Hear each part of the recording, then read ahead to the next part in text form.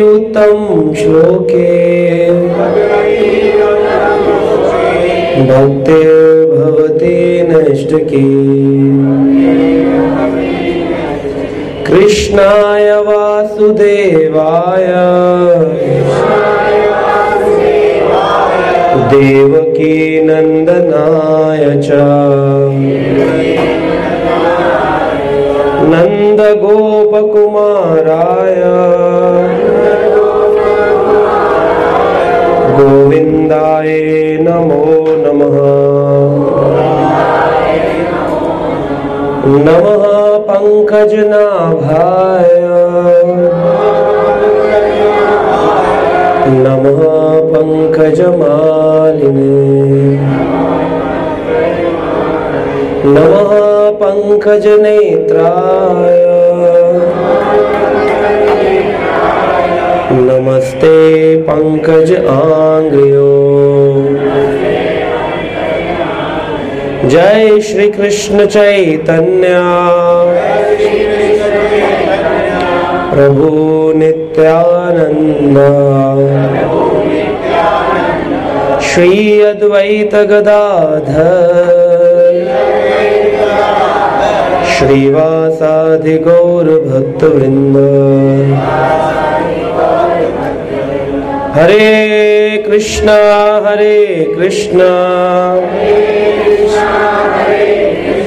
कृष्णा कृष्णा हरे हरे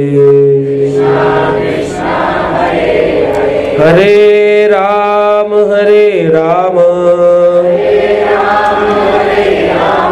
राम राम हरे हरे। नमो विष्णुपादाय कृष्णप्रेष्ठाय भूतले श्रीमते भक्तिवेदांत स्वामीते नमामि। नमस्ते सरस्वते देवे गौरवाणी प्रचारिणे निर्विशेष शून्यवादी पाश्चात्य देश तारिणे।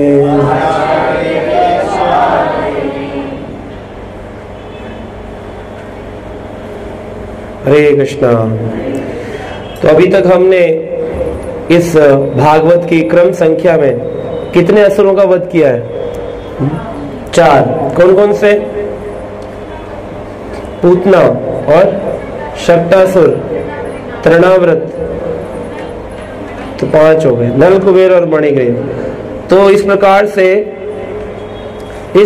से यहाँ पर 5 असुर समाप्त होने के बाद में लीला इस प्रकार से आगे बढ़ती है। शुकदेव गोस्वामी कहते हैं कि जब बार बार इस प्रकार से असुरगण बहुत प्रकार से भगवान श्री कृष्ण को मारने का प्रयास कर रहे थे, जो सब कौन थे? कंस के भृत्य, कंस के दास थे। तो यहाँ पर सभी ने सोचा क्या किया जाए। तो शुकदेव गोस्वामी यहाँ पर वर्णन करते हैं। श्री शुक उवाच गोपवृंदा महाउत्पातन अनुभया बृहद्वने नंदादया समाज्ञा में व्रजकर्यम अमंत्रयान।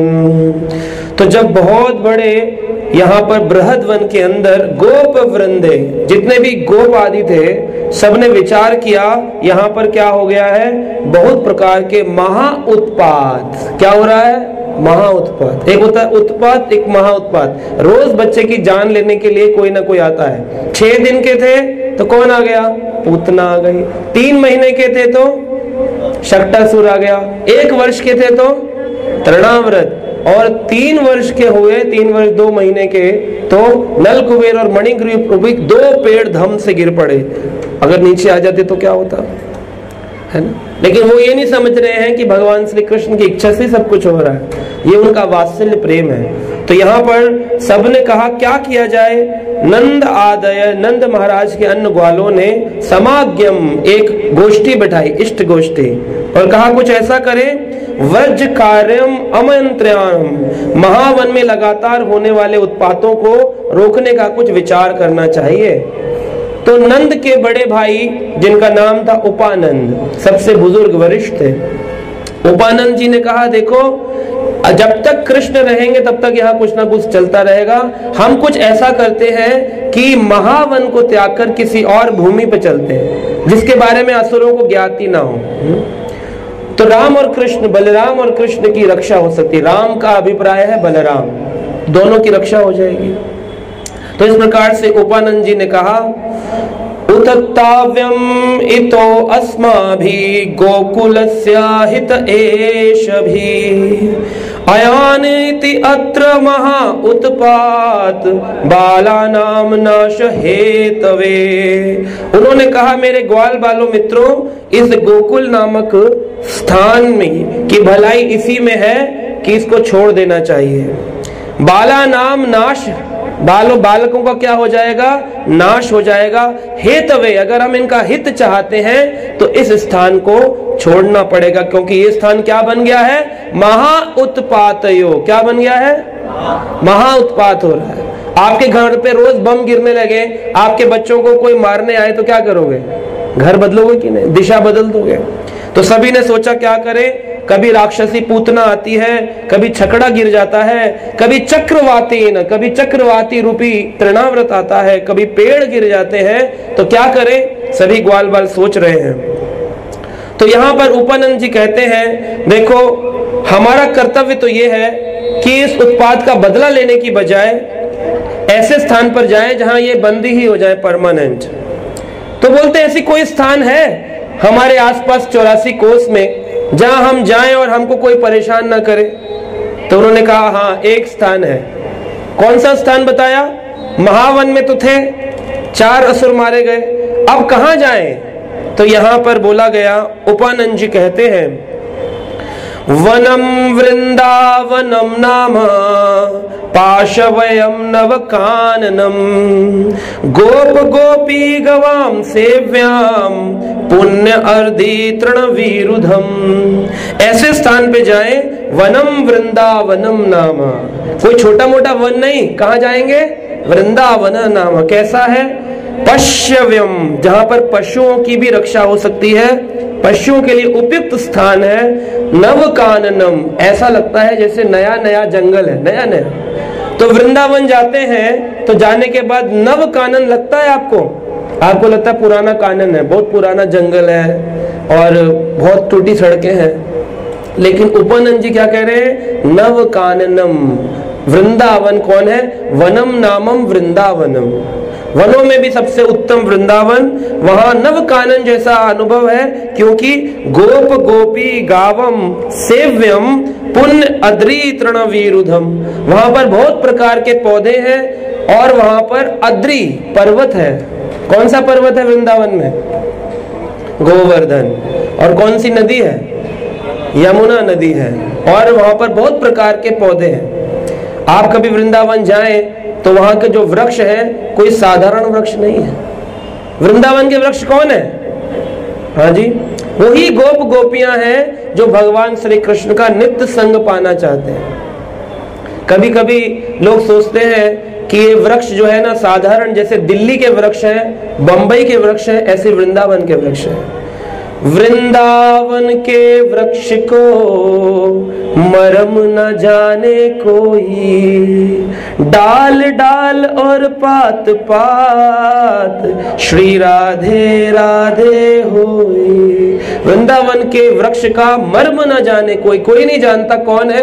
वहां पर डाल डाल से, पत्ते पत्ते से क्या आवाज आ रही है, हरे कृष्णा कृष्ण कृष्ण हरे हरे, हरे राम राम राम हरे।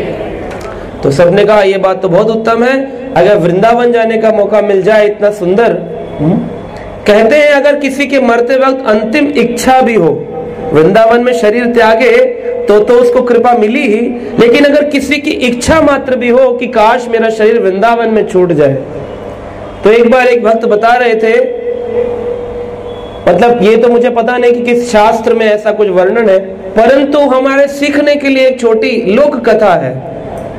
वृंदावन के एक भक्त ने बताया, बोले हमें एक बार इस प्रकार से किसी ने बताया कि 3 व्यक्ति थे और तीनों चल दिए कहां, अपने परिवार से अलग होकर के वृंदावन में साधु बनने के लिए। तो एक व्यक्ति का घर बहुत धनवान था, वो बोला मेरे पिताजी क्या कह रहे हैं तुम वृंदावन तो जाओ पर खाओगे पियोगे क्या? तो चावल खा करके गुजारा करने के लिए मैंने उनको कहा है। तो पिताजी ने कहा चावल का इंतजाम हम कर देते हैं, तो रोज चावल उबाल के खा लेंगे। तो 2 मित्र भी थे, वो बोले हम भी वृंदावन जाना चाहिए। कह रहे आप कैसे जाएंगे, आपके पिताजी ने तो चावल नहीं दिए, भूखे कैसे रहेंगे? वृंदावन तो जंगल था, बहुत प्राचीन बात है। तो उन्होंने कहा अरे कोई नहीं, जिस चावल को आप धोएंगे ना उसका पानी मैं पी लूंगा। तीसरे से पूछा तुम क्या पियोगे, तुम क्या खाओगे? और बोला वो जो चावल का माड़ होता है ना वो मैं पी लूंगा। तो तीनों में डिसीजन हो गया, एक बोला मैं चावल खा के, एक बोला मैं माड़ पी के, एक बोला मैं चावल का धुला हुआ पानी पी। वृंदावन चल दिए। वृंदावन के रास्ते में ही भूख प्यास के कारण तीनों को मृत्यु आ गई और तीनों मर गए। तीनों मर गए तो तीनों का शरीर वहीं चलने वाले लोगों ने दाह संस्कार किया होगा, अंतिम संस्कार। तो यमुना के किनारे 3 वृक्ष वहां पर बताए गए कि ये तीनों के तीनों यमुना के किनारे वृक्ष बन गए। और तीनों वृक्ष जो हैं वही 3 बच्चे हैं जो भगवान के धाम में रहना चाहते थे, अभी पहुंचे नहीं थे। सिर्फ इच्छा मात्र से भी भगवान भूमि प्रदान करते हैं। मोरा एई अभिलाष विलास कुंजे दियोवास, नयने हरिबो सदा युगल रूप राशि। रोज हम प्रार्थना करते हैं मोर आई अभिलाष विलास कुंज दियोवास, तो हमको क्या मिलेगा? नहीं। अगर सही मायने में मांगेंगे ना, खाली ये नहीं मुंह से बोल दिया और विश्वास है नहीं। एक होता है मुंह से बोल देना और एक होता है विश्वास कर लेना। जैसे अभी दशहरे का महोत्सव चल रहा है, हनुमान जी ने एक बहुत सुंदर शिक्षा दी। हनुमान जी कहते हैं जब लक्ष्मण जी को क्या लग गया था मेघनाथ के द्वारा, नागपाश, और वो बेहोश होकर गिर गए, कहा इनको जीवित करने का एक ही तरीका है। क्या है? क्या है? संजीवनी ले आइए। तो पूछा गया संजीवनी कैसी होती है? कहा ये तो पता नहीं, हिमालय पर जाओ, जलती हुई जो उठा लाना। हनुमान जी पहुंचे, संजीवनी बूटी दी। उससे पहले रावण ने क्या किया, पूरे हिमालय पर्वत पे आग लगा दी, सभी जल रही थी। कहा इसमें से कौन सी संजीवनी है? तो समझ ना पाने के कारण हनुमान ने क्या उठा लिया, पर्वत का पूरा खंड ही उठा लिया, चल दिए। जब वापिस आ रहे थे हिमालय की ओर से, दक्षिण भारत की ओर जा रहे थे, अयोध्या में बैठे भगवान श्री राम के अनुज कौन थे? भरत महाराज। उन्होंने देखा एक बहुत विशाल काय वानर जा रहा है, हाथ में बड़ा शिलाखंड लेके। कहा इसको क्या कर देंगे, मार देते हैं। तुरंत भरत जी ने एक तीर निकाला और हनुमान को मार दिया। कहीं ये मेरे प्रभु श्री राम को मारने तो नहीं जा रहा। जब पर्वत के साथ में नीचे आकर हनुमान जी गिरे तो क्या बोल रहे थे? राम। क्या बोल रहे थे? राम राम राम। गिरे आकर, जब नीचे आकर गिरे तो भरत जी घबरा गए, बोले अरे ये तो कोई राम का भक्त है, मैंने क्या कर दिया, तीर चला दिया इनके ऊपर। तो जब घबरा गए तो उनको पता चला, उन्होंने पूछा आप कौन है? कहा मैं प्रभु राम की सेवा में, लक्ष्मण बेहोश हो गए हैं, उनके लिए संजीवनी लेने गया था।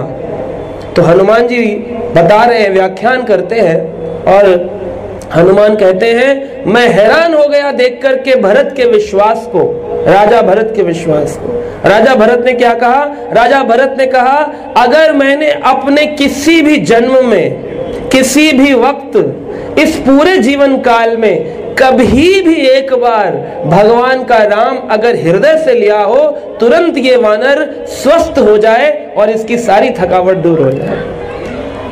और क्या हुआ, जैसे ही उन्होंने ये बात बोली तुरंत वो पूरा का पूरा तीर का घाव भर गया, तुरंत तो हनुमान जी स्वस्थ हो गए। हनुमान जी देखकर हैरान हो गए, मैं सारा दिन श्री राम श्री राम श्री राम करता हूँ, जय श्री राम, हनुमान जी पर लोग चोले चढ़ा रहे हैं, और ये हनुमान क्या वहां पर हरे कृष्ण भगवान का मंत्र नहीं बोल सकते थे? जय श्री राम बोल करके क्या नागपाश से मेघनाथ के मुक्त नहीं करा सकते थे? इनको ऐसा क्यों लगा कि संजीवनी से ही ठीक हो सकते? क्या राम के नाम में इतनी शक्ति नहीं थी कि संजीवनी की आवश्यकता पड़ गई? हनुमान ये शिक्षा दे रहे हैं। मैं हैरान हूं देख करके कि भरत का नाम पे कितना विश्वास है, और ये लिखा गया है शास्त्रों में, पुराणों में आता है कि हरि नाम एक औषधि है। कोई व्यक्ति अगर भगवान का भक्त है और विश्वास से हरि नाम ले, उसको कोई बीमारी रोगग्रस्त नहीं कर सकती, लिखा है। लेकिन हम लोग दवाई खाते, पता है क्यों? क्योंकि हमारा विश्वास भरत जी जैसा नहीं है, राजा भरत जैसा हमारा विश्वास नहीं है। उनके बात बोलते ही कि मैंने कभी जीवन में सच्चा नाम लिया हो प्रभु राम का, कभी प्रेम किया हो, तुरंत ये वानर ठीक हो जाए, हनुमान जी ठीक हो गए। दूसरी शिक्षा हनुमान जी कहते हैं, मैं देखकर हैरान हो गया कि जब मैं आकाश से जमीन पर गिरा तो पहाड़ कहां गया? अगर पहाड़ मेरे ऊपर गिरता, भरत जी पे गिरता, तो हम दोनों चकनाचूर हो जाते। लेकिन वो पहाड़ कहां गया? वो हवा में ही था, और हनुमान जी नीचे गिर गए, और फिर वापस उस पर्वत को लेके चल दिए। मूर्ति में आप देखते हैं हनुमान जी ने पर्वत उठाया। और लोग कई बार प्रश्न पूछते हैं, आप कहते हैं खाली गिरिराज गोवर्धन भगवान कृष्ण ने उठाया, तो हनुमान ने भी तो हिमालय उठाया, तो क्या वो भगवान नहीं? तो इस लीला से शिक्षा मिलती है, हनुमान ने कहा वो पर्वत तो ऊपर ही रह गया, जब मैं नीचे गिरा वापस होश में आया, और जब अपनी छलांग मारी तब समझ में आया कि पर्वत को तो उठा रखा था किसने? भगवान के नाम की शक्ति ने, भगवान राम ने उठाया। इसलिए अगर पर्वत उठा सकता है कोई, तो सिर्फ कृष्ण या राम उठा सकते, भगवान उठा सकते, और किसी देवी देवता के बस की बात नहीं। तो ये विश्वास की बात है। इस विश्वास से वृंदावन जाए तो वृंदावन मिलता है, न भी जाए अगर मन में इच्छा रह गई तो वो 3 वृक्ष बन गए यमुना के किनारे।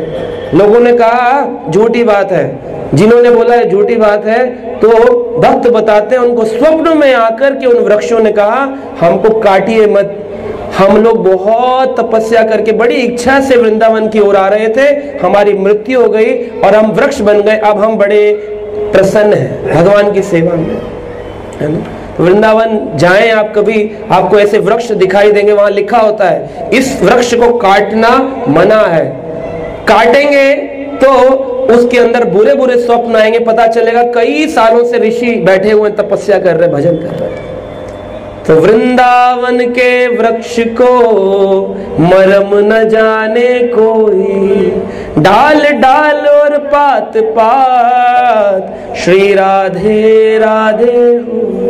श्रीमती राधा रानी भगवान श्री कृष्ण का नाम है उन वृक्षों में। वो वृंदावन जाने की अभिलाषा किसने जताई? उपानंद जी ने कहा अब महावन से कहां चले? वृंदावन। तो जब वृंदावन जाने के लिए सब लोग अपनी अपनी बैलगाड़ियों में बैठ गए, बैलगाड़ियों के अंदर सामान रख लिया, कृष्ण बलराम आदि सबको आरोहण कर लिया, रोहिणी यशोदा मैया ने भी, सब लोगों ने अपनी तैयारी करी। कृष्ण बलराम को बड़ा सुंदर सजाया था जैसे कोई रथ यात्रा निकल रही है, और सब तैयार करके चल दिए। कहते हैं तत् श्रुत्वा एक धियो गोपा साधु साधो इति साधवती वदिनः। साधु साधु अति उत्तम अति उत्तम, ऐसा कहकर सभी ने साधुवाद, एक होता है धन्यवाद और एक होता है साधुवाद। धन्यवाद बोलते हैं भौतिक संसार में, धन्य हो, वाद मतलब आपका ये बोलना, वाद शब्द मतलब है बोलना। तो संवाद, गीता का संवाद मतलब अर्जुन और कृष्ण का बोलना। परीक्षित सुखदेव संवाद मतलब आपस में एक ही दृष्टि, एक ही लक्ष्य की ओर जब चर्चा हो उसे कहते हैं संवाद। जब विपरीत दृष्टि पर चर्चा हो, मैं सही कि तुम सही, वो होता है विवाद। तो इसलिए हर एक चीज के पीछे वाद जहां लगा हो वहां पर कृष्ण की चर्चा हो रही है, वाद, है ना। चाहे मायावाद ही क्यों ना हो, लेकिन जहां पर भगवान की चर्चा है, भले ही वो सबसे निकृष्ट स्थान है जहां पर भगवान को मायावादी विचारधारक चर्चा करते हैं कि भगवान निराकार है, वो निकृष्ट चर्चा है, परंतु फिर भी चर्चा भगवान की शुरू होती है तो वाद लगता है। जब हम एक दूसरे को ये कहना चाहते हैं कि मेरी पार्टी अच्छी कि तेरी पार्टी अच्छी, तब हम उस चर्चा को कहते हैं वितंड, कि मैं अच्छा, मेरी पार्टी अच्छी कि तेरी पार्टी अच्छी, तो लोग बोलते हैं मेरी पार्टी अच्छी। तो जब वाद विवाद होता है अपनी पार्टी के लिए या किसी भौतिक कार्य के लिए, अपने लिए नहीं, समाज सेवा ही क्यों ना हो कि मेरी समाज सेवा ज्यादा कि तेरी अच्छी, तो ये है वितंड। और जब चर्चा होती है मैं अच्छा और वो बुरा, इसे कहते हैं जल्प। हाँ, और जब होती है वो बहुत बुरा है, सिर्फ वो बहुत बुरा है, सिर्फ वो बहुत बुरा है, निंदा निंदा निंदा, वो होता है प्रजल्पा। तो चार प्रकार से चर्चाएं होती है संसार में, वाद, वितंड, जल्प, प्रजल्प, है ना। तो इस प्रकार से यहाँ पर साधुवाद दिया गया। इसका मतलब साधु लोग आपस में एक दूसरे को क्या चर्चा करते हैं? कृष्ण। हर एक चीज का लक्ष्य है कृष्ण, हर चीज का केंद्र है कृष्ण। इसलिए वैष्णव आपस में कौन सा वाद कहते हैं? साधुवाद, भूरी भूरी साधुवाद। धन्यवाद कम इस्तेमाल किया जाता है। बहुत अच्छा कहकर सब लोग तैयार हो गए। कहते हैं कि वैश्य धर्म के लोग थे, कृषि गोरक्षा वाणिज्यम वैश्य कर्मा स्वभावजम। भगवान ने गीता में कहा कृषि खेती करना, गौ रक्षा गायों की रक्षा करना किसका स्वभाव है? वैश्य का, और बिजनेस करना वाणिज्यम। तो इन लोगों ने कि हमें रास्ते में कोई असुर ना मिल जाए, सभी ने सुरक्षा के हेतु अतः शर आसन, शर मतलब तीर, आसना धनुष और तीर भी ले लिए अपने साथ में। तो ऐसे कोई कमजोर नहीं थे, सभी उपानंद नंद आदि भाइयों ने, सभी लोगों ने क्या उठा लिए? तीर और धनुष बाण लेकर के। अतः शर आसन, तीरों से लैस धनुषों को लेकर के चल दिए। और क्या कहते हैं?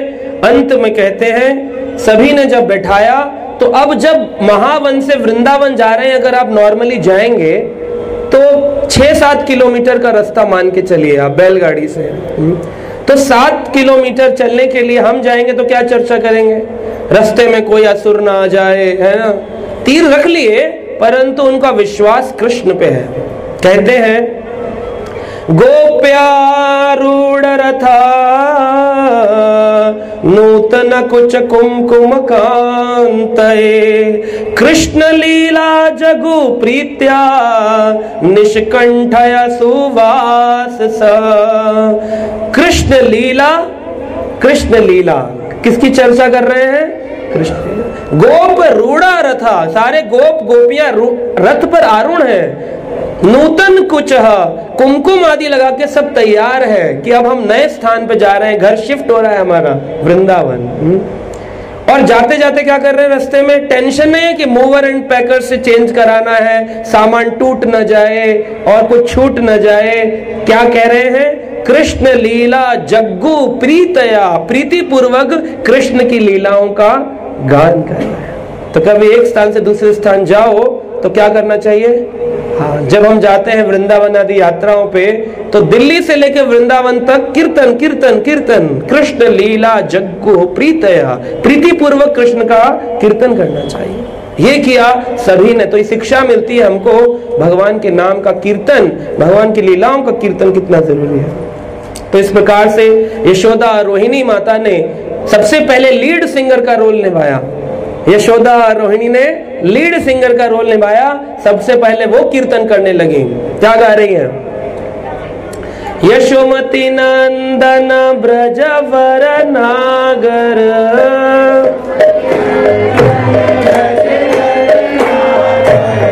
यशोमती नंदन ब्रजवर नागर,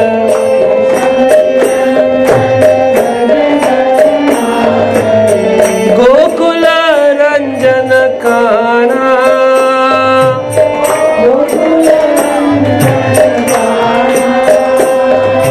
गोकुल रंजन काना,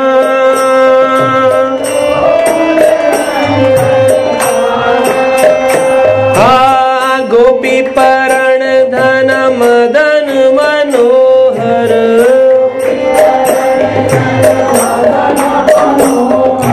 गोपी परण धन मदन बड़ी सरल लीला है भगवान की। कालिया दमन विधाना,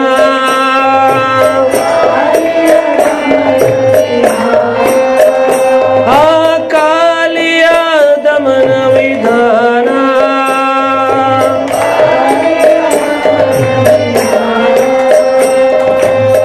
अमल हरि नाम अमेय विलासा,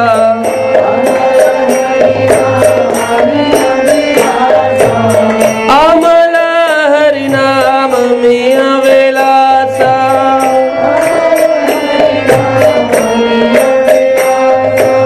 विपिन पुरंदर नवीन नगर वर,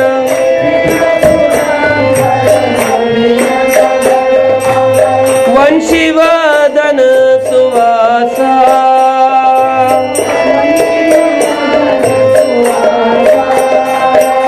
ब्रज जन पालन सुर कुल नाशन,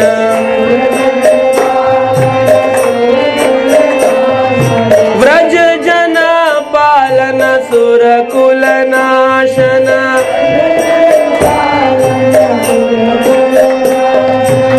नंद गोधन रखवाला, नंद गोधन, हाँ नंद गोधन रखवाला,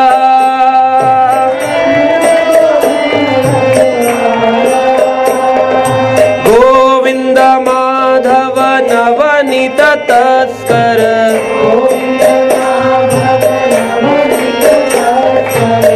गोविंद माधव नवनीत तस्कर,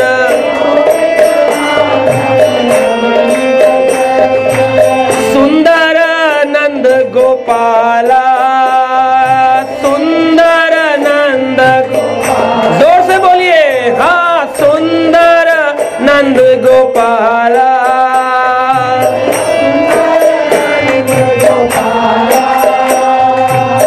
यमुना तट चर गोपी बसन हर,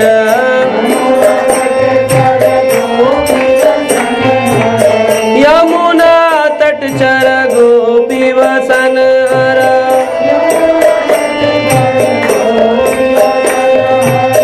रास रसिक कृप माया,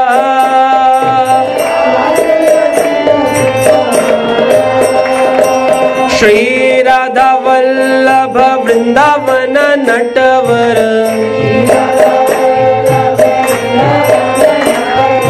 श्री राधा वल्लभ वृंदावन नटवर,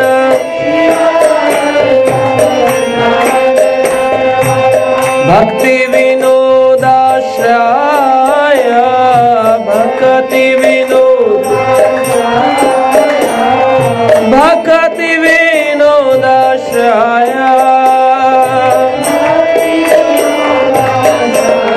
जोर से, यशोमती नंदन ब्रजवर नागर,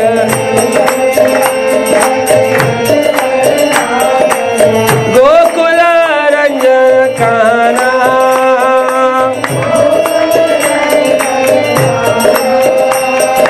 गोपी परण धन मदन मनोहर,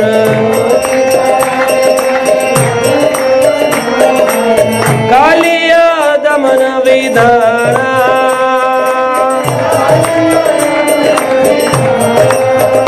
हाँ यशोमती नंदन ब्रजवर नागर, यशोमती नंदन ब्रजवर नागर,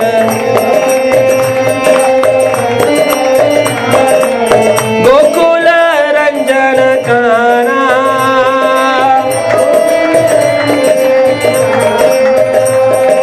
हरे कृष्णा कृष्णा कृष्णा हरे हरे, हरे राम राम राम हरे हरे,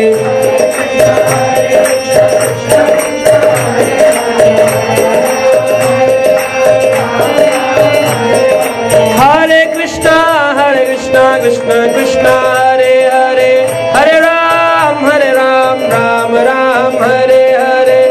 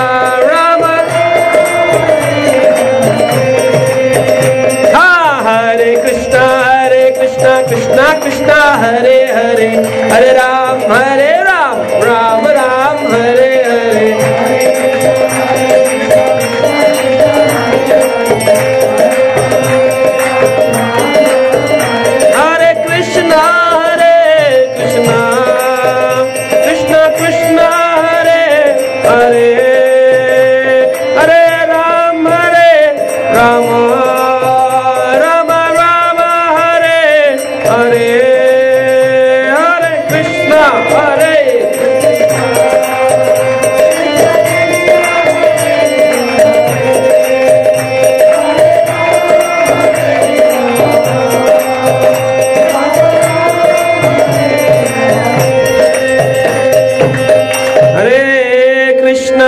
हरे कृष्णा कृष्णा हरे हरे, हरे राम राम राम हरे हरे। तो इस प्रकार से गाते हुए गीयते गाते गाते वृंदावन में प्रवेश किया। वृंदावनम समप्रेष्य सर्वकाल सुख आवहम, तत्र चक्रुव्रजावसाम शकटे अर्धचंद्रव्रत। सभी लोग उस जगह पहुंचे, वृंदावनम समिप्रेष्य, समिप प्रवेश कर दिया सबने। सर्वकाला सुखम, वृंदावन एक ऐसा स्थान है किसी भी काल में क्या प्रदान करता है? सर्वकाल सुखम, कभी दुख नहीं होता है वृंदावन। वृंदावन भूमि में जाते ही स्वतः अनुभव होता है कुछ तो अलग है। क्या अलग है? भगवान का धाम। कहते हैं अगर आप किसी भी तीर्थ में जाएं, किसी भी जगह जाएं पूरे संसार में, उस जगह भगवान का आवाहन करना पड़ता है। हवन आदि करते हैं, कलश रखते हैं, नारियल रखते हैं, कुमकुम आदि चंदन से पूजा करते हैं और आवाहन करते हैं पुजारी आइए प्रभु प्रवेश करिए। लेकिन वृंदावन में भगवान का आवाहन नहीं करना पड़ता। क्यों? वृंदावन भगवान का घर है। 33 करोड़ तीर्थों में प्रतिस्पर्धा हो गई कि हम में से सबसे ऊंचा कौन? तो प्रयागराज को भगवान ने राजा बना दिया। तो वृंदावन दुखी हो गए, बोले आपने प्रयागराज इलाहाबाद को राजा बनाया और मेरे में सारी लीला करी और मुझे मुकुट नहीं पहनाया। सबका शिरोमणि धाम तो मैं हूं, वृंदावन धाम। तो वृंदावन को भगवान ने कहा अपना घर को कोई कंपटीशन में लगाता है क्या? प्रतिस्पर्धा हो तो अपने घर की होती है क्या? जैसे मान लीजिए आज जो कथा का आयोजन करने वाले लोग हैं वो कोई कंपटीशन रखे और बाद में प्राइज खुद ही बांट ले तो लोग कहेंगे चीटिंग हो गई है ना। तो अपने धाम को भगवान ने कहा मैं अपने घर को क्या कंपटीशन में लगाऊंगा? प्रयागराज तो बाहर का है इसलिए उसे राजा बना दिया, तुम तो मेरे निजी घर हो, यहाँ तो मैं हमेशा रहता हूँ। तो इसलिए वृंदावन में आह्वान नहीं करना पड़ता, कृष्ण का अनुभव करना पड़ता है। भगवान सदा वहां पर नित्य लीला करते रहते हैं। आज भी किसी को गोचर है, किसी को गोचर नहीं है। जो शुद्ध प्रेमी भक्त है उनको गोचर दिखता है कि सामने भगवान है। तो वृंदावन बड़ा ही रम्य स्थान है। तो भगवान कृष्ण बलराम बड़े प्रसन्न हो गए। वृंदावनम गोवर्धन यमुना पुलिनानिचा वीक्षय आसीत उत्तम प्रीति राम माधवयो नृपः। राम और माधव, राम कौन है? बलराम, और माधव कृष्ण। तो कृष्ण और बलराम को बड़ा आनंद आ रहा है नई जगह पे आके। होता है ना बच्चे नई जगह आकर बड़े खुश हो जाते हैं। क्यों? वहां पर क्या क्या है? वृंदावन गोवर्धनम, वृंदावन में क्या है? गोवर्धन जी है। बार बार पर्वत पे चढ़ने की कोशिश कर रहे, उतर रहे, चढ़ रहे, खेल रहे, धूम मचा रखी, ऊधम पूरा। और यमुना पुलिनानिचा, यमुना का किनारा है, इतनी सुंदर यमुना बह रही है। आज भी यमुना को देखकर शीतलता का अनुभव होता है। सोचिए 5000 वर्ष पूर्व भगवान की पटरानी कालिंदी क्या स्वभाव में बहती थी। यमुना पुलिनानिचा, और साथ में क्या है? वीक्षय आसीत उत्तम प्रीति, और उनको उत्तम कोटि का हर्ष हो रहा है। ऐसा लग रहा है बस जैसे बच्चों को चॉकलेट मिल जाती है ना, खुश होते हैं। तो भगवान चॉकलेट से खुश नहीं होते, भगवान को खुशी होती है व्रज रज से, यमुना से, और साथ में गोवर्धन। ये भगवान के 3 प्रिय वस्तु हैं जो प्राचीन काल से आज भी विराजमान है। वृंदावन जाएंगे 3 चीजें आज भी हैं। कौन कौन सी? व्रजरज, यमुना पुलिन और गोवर्धन। कुछ समय रहेंगे, कुछ समय बाद ये सब चीजें भी लुप्त होने वाली हैं जैसे जैसे कलयुग बढ़ता जाएगा। तो इस प्रकार से सबने कहा बहुत अच्छा, कृष्ण बलराम बड़े प्रसन्न हैं। कृष्ण बलराम आदि सभी के जो माता पिता थे उन्होंने कोई घर नहीं बनाया कि वृंदावन में पहले कोई 3 BHK का अपार्टमेंट है ना ओमेक सिटी में बनाएंगे तब वृंदावन जाएंगे। कैसे गए? अपनी अपनी बैलगाड़ियों के शकटे अर्धचंद्रवत, अपने जितने शकट थे अपने उनको ऐसे चंद्रमा के आकार में, चंद्रा का एक साइड तो यमुना जी है और एक साइड उन्होंने ऐसे सारे अपने अपने खड़े कर दिए बैलगाड़ियां, उससे एक पूरा बैरिकेटिंग बन गई और बीच में से अपने जमीन पे अपने अपने टेंट आदि लगा लिए और बच्चों को खेलने के लिए छोड़ दिया। अब बच्चे खेल रहे, ऊधम मचा रहे थे। तो कृष्ण बलराम दोनों ही यमुना पुलिन पे खेल रहे थे और वहां पर गाय वत्स जितने भी छोटे छोटे, क्योंकि कृष्ण की उम्र कितनी है, कितनी उम्र हो गई है? हाँ जी, 7 साल, 3 साल, 5 साल, कितनी हो गई है? कल कितनी थी? 3 साल। तो आज भगवान हो गए 3 साल 6 महीने के, 3.5 साल के। कई जगह पर लिखा है भगवान ने वत्सासुर का वध किया 2 साल की अवस्था में, परंतु आचार्य कहते हैं गलत भी हो सकता है, सबकी अपनी अपनी अनुभव होता है। क्योंकि 3.5 साल क्यों? क्योंकि दामोदर लीला समाप्त हो जाने के बाद में भगवान यहाँ है। और अगर आप श्रीमद् भागवत के शुभदेव गोस्वामी संवाद क्रम में भी देखें तो उसके बाद ही, दामोदर लीला के बाद ही वत्सासुर वध आता है। तो इसका मतलब भगवान की आयु 3 वर्ष 2 महीने से तो बड़े हैं, है ना।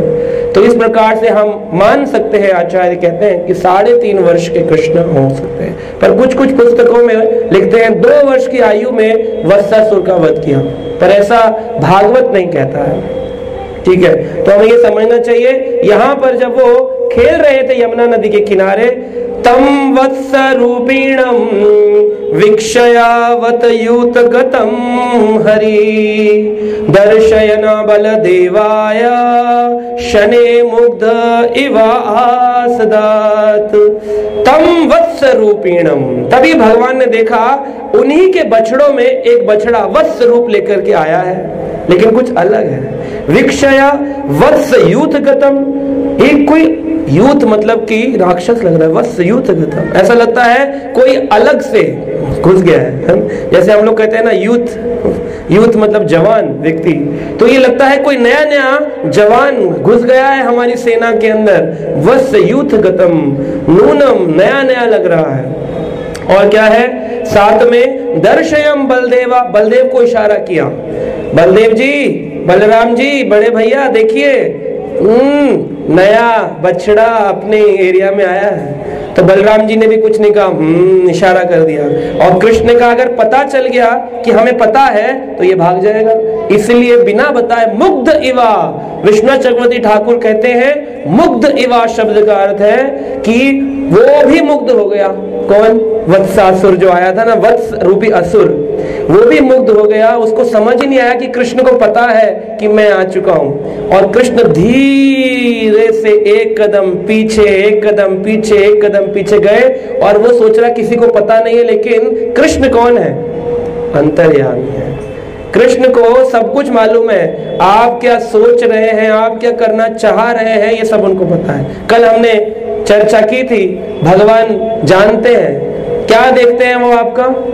परिश्रम। दृष्टवा परिश्रम कृष्णा, कृष्ण आपकी मेहनत, आपका परिश्रम देखते हैं। हृदय में आसीन सब जानते हैं, किसके में घोटाला है, किसका हृदय काला है, किसका सफेद, सब मालूम है ना। कभी कभी लोग झूठ बोलने का प्रयास करते हैं कि है ना नहीं बताएंगे उनको हमारे जेब में कितने पैसे हैं। थोड़ी देर बाद पॉकेट गिर जाती है, फिर खुद ही आता है, अरे प्रभु जी 5000 रुपए गिर गए। खैर अच्छे, अभी तो आप बोल रहे थे पैसे नहीं लेके आए। तो हृदय में बैठे भगवान निकलवा लेते हैं प्रकृति के द्वारा। भगवान पूरे ब्रह्मांड नायक है, उन्हें सब मालूम है क्या सही क्या गलत है। इस प्रकार से ये जो था असुर, इसको भगवान ने पीछे से जाकर के पकड़ लिया, इसकी पूंछ को, इसके पैरों को पकड़ करके भगवान ने घुमाना शुरू कर दिया। मतलब इससे पहले कि उसे पता चले, कबड्डी कबड्डी कबड्डी कबड्डी कबड्डी टच किया और टच करके पूंछ पकड़ी और घुमाना शुरू कर दिया। ऐसे पूरा जैसे गदा घुमाई जाती है, ऐसे घुमाने लगे जोर जोर से, जोर जोर से। और घुमा करके भी ये नहीं फेंक दो असुर को साइड में, ऐसे भी नहीं किया। आप देखिए भगवान का, हमने आपको इस पूरी लीला में एक गुण बताया। क्या गुण है भगवान का? क्या गुण है? एक गुण आपको रोज बताया जा रहा है, कौन सा गुण है? नहीं, सॉफ्ट तो है ही, मृदु है, और क्या गुण बताया है? श्री कृष्ण कैसे है? कैसे? आनंद चिन्मया रस विग्रह। भगवान जो भी करते हैं आनंद पूर्वक करते हैं, दुख नहीं होता उनको। तो भगवान अगर वत्सासुर, जो वत्स रूपी असुर था, बछड़ा जो था, उसे घुमा रहे थे, तो ये सोचा कहां फेंकूं? तो वहां पर एक कपित्थ मतलब बेल फल होता है ना, बेल का जूस पीते गर्मियों में, पेट के लिए अच्छा होता है, ठंडा होता है। कपित्थ, संस्कृत में बेल को कपित्थ के पेड़ थे ऊंचे ऊंचे वृंदावन के किनारे, वहां फेंका। कहा कम से कम ये जाकर गिरेगा तो कुछ बेल नीचे गिरेगा, बच्चों के खाने पीने का अरेंजमेंट हो जाएगा, ग्वाल बालों के। तो वहां भी आनंद ले रहे हैं, ये नहीं डर गए हैं पूरा। उठा करके घुमा के फेंका, कपित्थ के पेड़ के ऊपर जाके वो गिरा, और ऊपर से खूब सारे बेल पत्थर नीचे गिरे, और सारे ग्वाल बाल ये नहीं डर रहे हैं कि अरे असुर आ गया था, खुश हो रहे हैं, अरे बेल पत्थर मिल गए, बेल पत्थर। तो भगवान ऐसे आनंद पूर्वक लीलाएं करते हैं। विशाल शरीर रूपी ये वत्सासुर पहले तो छोटा बछड़ा बना था, पर अभी कैसा हो गया है? विशाल शरीर, जो उसका ओरिजिनल साइज था, जैसे पूतना अपना रूप परिवर्तित करके आई थी, परंतु जब भगवान ने प्राण निकाले बहुत विशाल शरीर ले लिया। उसी प्रकार से यहाँ पर वत्सासुर ने भी विशाल शरीर लेकर धम से नीचे आकर के वो गिरता है वत्सासुर। तो यहाँ पर हमें ये समझना चाहिए कि भक्त को जो भी काम करे भगवान की प्रसन्नता के लिए करना चाहिए, और भगवान जो भी काम करते हैं वो भक्त की प्रसन्नता के लिए करते हैं। दोनों में समावेश है। भक्त कोई भी काम करे कृष्ण प्रसन्नता के लिए, और कृष्ण जो भी काम करते हैं भक्त प्रसन्नता के लिए। तो भक्त की कैसी भावना होनी चाहिए? वासुदेव परावेदा, वासुदेव परामुखा, वासुदेव परा योगा, वासुदेव परा क्रिया। जो क्रिया करे वासुदेव के लिए, जो यज्ञ करे वासुदेव के लिए, जो योग करे वासुदेव के लिए, जो वेद पढ़े वासुदेव के लिए। वासुदेव परम ज्ञानी, वासुदेव के लिए ज्ञान अर्जित करे। वासुदेव परम तपः, तपस्या करो तो वासुदेव के लिए। वासुदेव परो धर्म, वासुदेव ही धर्म है। कोई व्यक्ति बोले अजी हमारा धर्म कृष्ण धर्म से अलग है, झूठा, फरेबी, क्योंकि भगवान ने बोल दिया शास्त्र में वासुदेव परो धर्मा। सबसे ऊंचा धर्म क्या है? वासुदेव की प्रसन्नता के लिए काम करना। वासुदेव परो धर्मा, वासुदेव परागति। उस व्यक्ति को क्या मिलती है?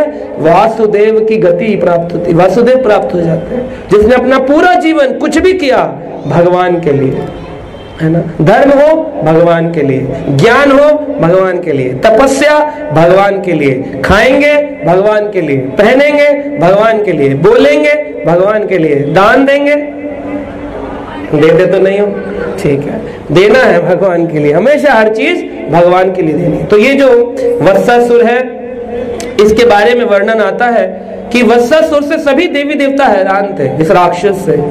ये पूर्व जन्म में मुर नामक राक्षस था, जिसको मार करके भगवान श्री कृष्ण का नाम पड़ा था मुरारी।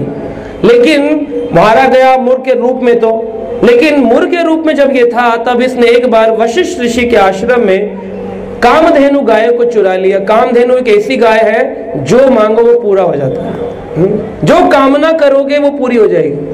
आज की गाय से तो दूध भी निकालना मुश्किल है, क्योंकि खाती प्लास्टिक है, इसीलिए प्लास्टिक बैन किया गया है अभी। लेकिन वो कामधेनु ऐसी है, आप गुलाब जामुन की प्लेट मांगो, आपको भागवत कथा का प्रसाद कराना है, बोल दो कामधेनु गाय 1000 प्रसाद प्लेट, सब में छोले भटूरे, गुलाब जामुन, प्रसाद चाहिए, सब कामधेनु प्रदान कर सकती है। और इस मुर नामक राक्षस ने क्या किया? उसी ही कामधेनु को चुराने का प्रयास किया। वशिष्ठ ऋषि ने उसको श्राप दिया कि तुमने कामधेनु को चुराने की कोशिश करी है, अगले जन्म में तुम्हें भगवान गाय के रूप में ही मारेंगे, क्योंकि तुम गाय थे। तो इसलिए you are not a good guy, इसलिए you have to become a guy. आप गाय नहीं अच्छे, तो इसलिए आपको गाय बनना पड़ेगा। तो वो फिर वत्सासुर बनकर राक्षस आया और भगवान के द्वारा उसका उद्धार किया गया। तो ये वत्सासुर का मरना सभी देवी देवताओं की इच्छा थी कि ये मर जाए, बस जैसे भी करके, बार बार बच जाता है। एकादशी की कथा में भी आता है कि जो ये मुर नामक राक्षस था, ये अन्न के अंदर जाकर के बैठ गया था। और एकादशी देवी ने कहा कि प्रभु इसको मारिए, तो भगवान ने कहा कि कैसे मारूं, ये तो जाकर अन्न में छुप गया है और लोग तो एकादशी में अन्न खा रहे हैं। तो इस प्रकार से ये अन्न के अंदर इसका वास होता है। लोग कहते हैं एकादशी के दिन अगर कोई अन्न ग्रहण करता है, उसके हृदय में, उसके शरीर में मुर नामक राक्षस प्रवेश कर जाता है। तो एकादशी के दिन फिर भगवान ने कहा कि ठीक है, अन्न को मैं समाप्त कर देता हूँ। फिर मुर का वध किया गया। तो ये मुर भाग जाता था बार बार, पहले जाकर अन्न में प्रवेश कर गया और अब ये वत्सासुर बनकर के भगवान से लड़ने के लिए आया है। तो जब ये अब मारा गया, जब इसका उद्धार हुआ, तो सभी देवी देवता बड़े खुश हुए। कहते हैं तमावीक्षया विस्मितां बालां शशंसु साधु साधु इति देवश्च परिसंतुष्ट बहु पुष्प वर्षिणी। बहुत प्रकार के पुष्पों की वर्षा प्रारंभ कर दी और खास करके कौन से पुष्प, मल्लिका आदि पुष्प बिखेरे गए और जोर जोर से क्या क्या, बहुत खूब भगवान, बहुत खूब, हरे कृष्णा कृष्ण कृष्ण हरे हरे, हरे राम राम राम। तो भगवान ने सुबह से कुछ खाया नहीं था। यशोदा मैया चिंतित थी, कुछ खाया नहीं है, अब इनको खाने की जरूरत है, इनके लिए खाने की जरूरत है। ये खुद अपना अरेंजमेंट कर लेते हैं। जो हमारा अरेंजमेंट रात दिन कर सकते हैं, उनका अरेंजमेंट तो वो खुद कर ही सकते हैं। भगवान ने जब उसको ऊपर फेंका तो नीचे क्या गिरे, कपित्थ, बेल के पत्थर, फल गिरे। भगवान ने सभी भक्तों को बुलाया, ग्वाल बाल को बैठकर, अभी असुर मरा पड़ा है, टेंशन नहीं है, इसको कैसे समाप्त करें, अंतिम संस्कार करें। बैठ के कलेवर चल रहा है, ब्रेकफास्ट चालू हो गया वहां पर। कह रहे आओ सब लोग बैठ के बेल फल खाएंगे। भगवान आनंद में रहते हैं, कोई टेंशन नहीं है, मारपीट कर दिया आनंद। तो इसलिए ये जो वत्सासुर है, ये बहुत बड़ी शिक्षा हमें देता है। श्री भक्ति विनोद ठाकुर कहते हैं वत्सासुर, वत्स मतलब गाय का बच्चा, बछड़ा। तो वत्स का अर्थ हुआ कि हमारे भी अंदर कभी कभी, हम होते तो बड़े हैं लेकिन हमारे अंदर बच्चे की मेंटेलिटी होती है। बोलते हैं ना, अरे यार आप तो बच्चों के जैसे बात कर रहे हो। जो ये बच्चों के जैसे बात करने की भावना है, यही वत्सासुर है।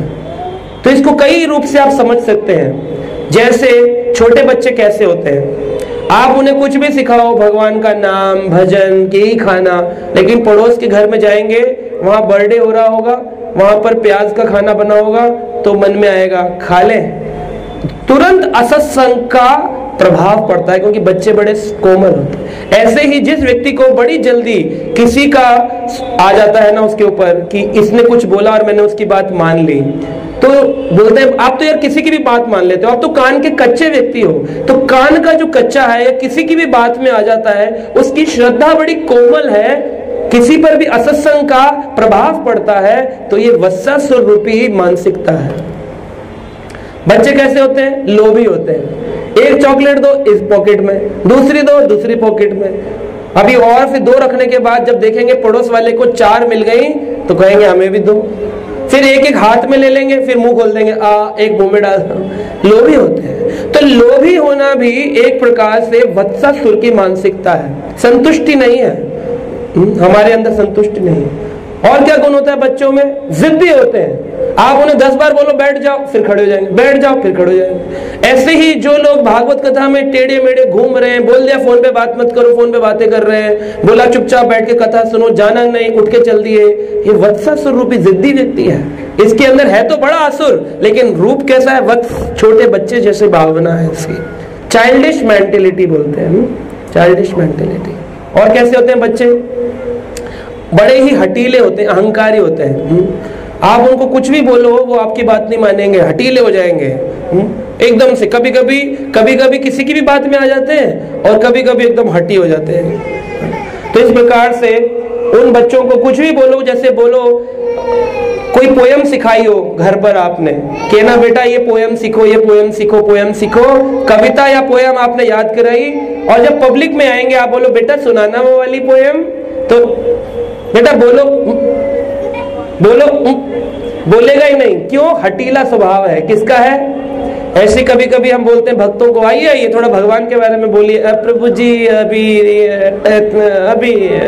गाओ ना, ये वत्सासुर भावना। और क्या होते हैं बच्चे, बड़े गैर जिम्मेदार होते हैं, केयरलेस होते हैं। सारा सामान बिखेर के रख देंगे, स्कूल के कपड़े उतार देंगे, कहीं पर भी कपड़े धुले हो ना धुले हो कुछ भी पहन लेंगे, जूते कहीं, मोजे कहीं, बॉटल कहीं। तो जो व्यक्ति घर के अंदर बड़ा हो, चाहे वो पति हो या पत्नी हो, बुजुर्ग हो या बच्चा हो, अगर वो घर में सारा बिखेर के रखता है सामान ना, तो अभी उसके अंदर क्या है, वत्सासुर है।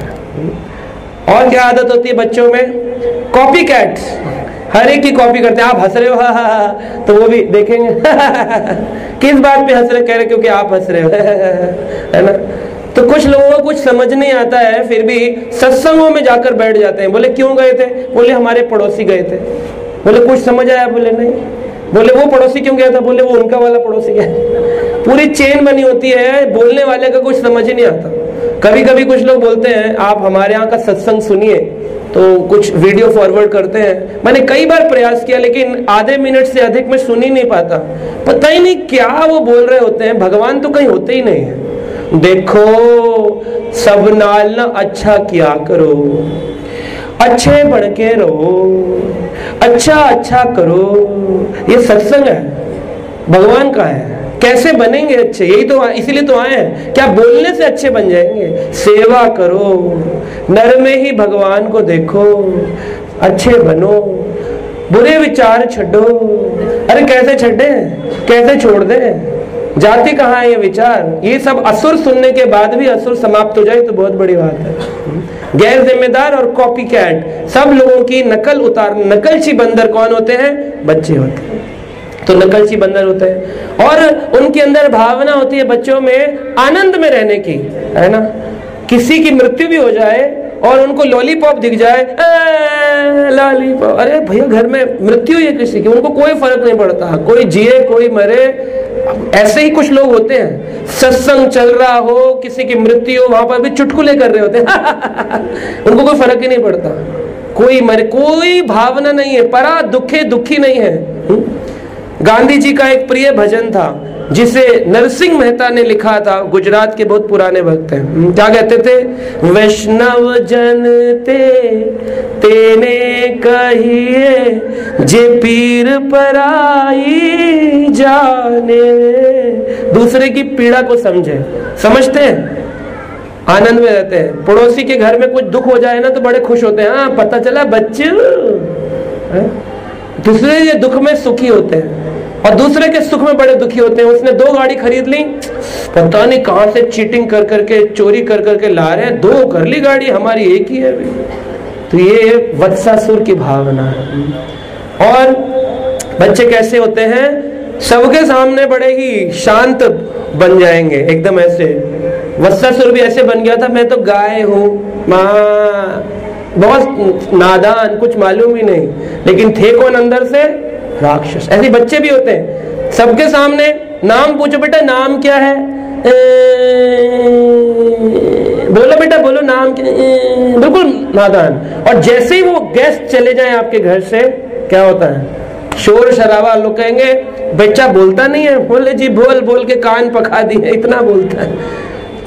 तो ये जो डुअल पर्सनैलिटी है ना, दोगला जीवन कि सबके सामने हरे कृष्णा जी है, और फिर बाद में जब चले जाए कथा से तो अरे सब फालतू बातें हैं। ये वही है जिसके अंदर वत्सासुर आज भी विराजमान। कभी कभी हमने भक्तों के बीच में भी देखा है कि वो जब प्रारंभ करते हैं पर वत्सासुर उनमें भी रहता है। कैसे रहता है वत्सासुर, जोर जोर से भक्तों के बीच में हंसना, फिर हंसते हंसते मुंह पर हाथ भी लगाएंगे, हा हा हा। हंसना चाहिए, लेकिन हंसने की एक सभा होती है, ये नहीं कि हर बात पे हंसना जरूरी है। और बोले अरे खुश रहना चाहिए, अरे खुश का मतलब दांत फाड़ना नहीं है, खुश का मतलब प्रसन्न मुद्रा में रहना है। हा हा हा हा कर देना ही खुशी नहीं है, ये वत्सासुर की भावना है। या फिर किसी ना किसी बात पर कोई ना कोई मजाक करना, किसी का पानी उठाकर पी जाना, आपका प्रसाद पा लिया, किसी की प्लेट से सामान उठा के खा जाना, बोले आपका प्रसाद महाप्रसाद ले लिया। इस प्रकार से जो कुछ ना कुछ क्रिया करके मस्ती के भाव में जो रहते हैं कि मस्ती होनी चाहिए, बस मजा आना चाहिए, कल क्या होगा किसको पता, अभी जिंदगी का ले लो मजा। ये कौन है? वत्सासुर। है तो वत्स जैसे, लेकिन अंदर असुर है। जाएगा कैसे ये असुर? जाना चाहते हैं कि नहीं? चला जाए। तो कहते हैं ये वत्सासुर लीला का जो श्रवण करते हैं, उनके हृदय से धीरे धीरे धीरे धीरे वत्सासुर, ये चाइल्डिश मेंटेलिटी चली जाती है। जो लोग भगवान के भक्तों की सेवा करते हैं, उनके अंदर से वत्सासुर धीरे धीरे चला जाता है। और जो शास्त्र पढ़ते हैं, गीता भागवत पढ़ना चाहिए, है ना? पढ़ना चाहिए कि नहीं पढ़ना चाहिए? हिंदी तो सभी जानते हैं। जो गीता भागवत शास्त्र नहीं पढ़ते, उनका वत्सासुर कभी समाप्त नहीं होगा। कम से कम ग्रंथ उठाकर पढ़ो। घर में रखने के लिए नहीं होते ग्रंथ, मंदिर में रखा हुआ है, हनुमान जी के पीछे गीता छुपा करके कभी उठा के पढ़ी नहीं। इसलिए जानते नहीं, इसलिए भैंस है, इसीलिए भैंस है। उठा के पढ़ेंगे तो गाय बन जाएंगे, वरना भैंस है ना? भैंस का दूध पीते हैं, हर बात पे बहस करते हैं। गाय का दूध पियो, अच्छे गाय बनो, गुड गाय बनो। ये वत्सासुर हमें शिक्षा देता है। शास्त्र पढ़ना, भक्तों की सेवा करना और भगवान की ऐसी लीलाओं का श्रवण करना। हरे कृष्णा कृष्णा कृष्णा हरे हरे, हरे राम राम राम हरे हरे। तो इस प्रकार से भगवान ने कौन से असुर को निकाल दिया? वत्सासुर। कहाँ मारा उसको? हाँ जी, वृंदावन में मारा। इससे पहले सब कहाँ मारे गए थे? महावन में। तो भगवान यहाँ पर आए हैं, थोड़ा कीर्तन करते हैं।